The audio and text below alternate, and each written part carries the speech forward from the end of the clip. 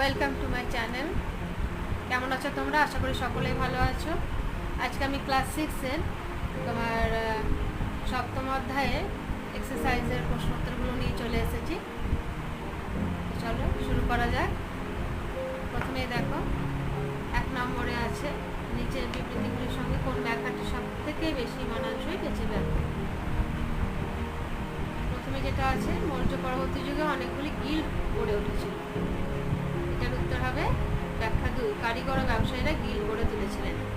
দ্বিতীয়টা, দাক্ষিণাত্যে ভালো তুলোর চাষ হতো, কেননা দাক্ষিণাত্যে কালো মাটি তুলো চাষের পক্ষে ভালো ছিল।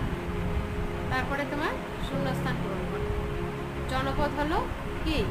কৃষিভিত্তিক গ্রামীণ এলাকা। মৌর্য আমলে অর্থনীতি মূলত কৃষির উপরে নির্ভর করত। তারপরে হচ্ছে গুপ্ত পরবর্তী আমলে ধর্মীয় উদ্দেশ্যে জমিদারকে বলা হতো কি? অগ্রহার ব্যবস্থা।